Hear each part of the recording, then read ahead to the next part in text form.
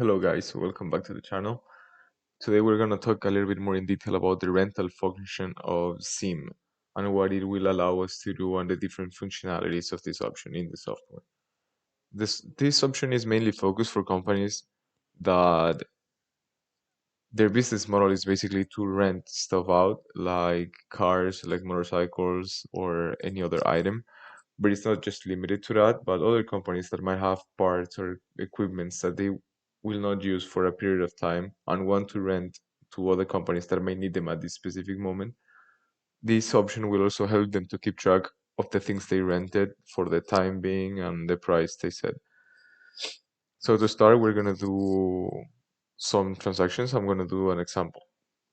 One little key detail whenever you have this option in your software is that you need to pay attention in the category.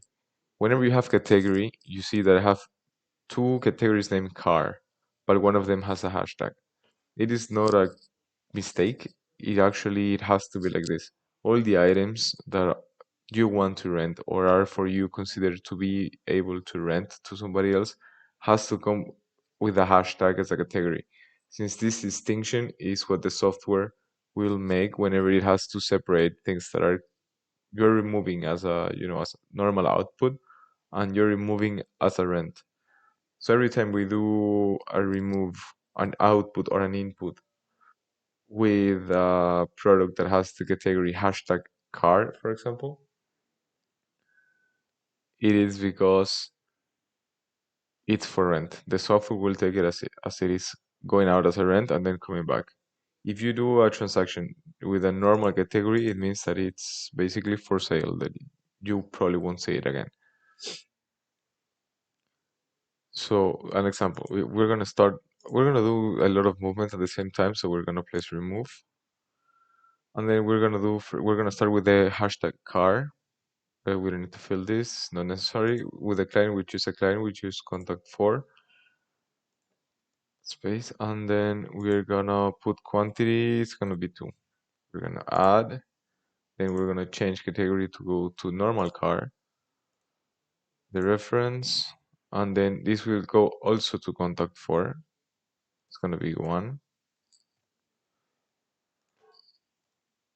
And we're gonna put add. We're gonna save. And if we go to the logs, we will see that the transactions were registered. We can see the different movements that were made. As we can see here, the movements -1, -2, and the remaining quantity.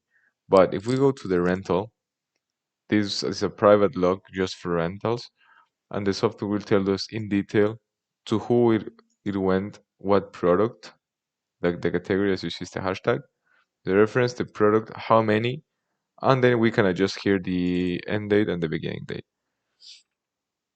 We're gonna leave it like this, and it also gives us the status that it means that it's running. Whenever the product is coming back and we want to put this rental back in our inventory, we do a normal entry. We select the line, we go as add product, we choose the client that we rented it for. We put 2 since it's the quantity that we rented out, and we press save. And then we have this little notification saying that the rental is finished. If we go back to the rental log, we can see that there's empty, there's nothing, it is empty. So that means that you have nothing right now going as a rent. Everything is in your stock.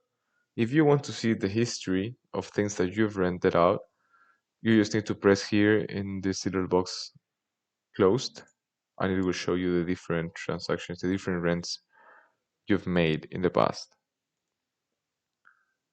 So yeah, this is the function rentals. If you have any questions, please leave it in the comments. And don't forget to subscribe and like this video.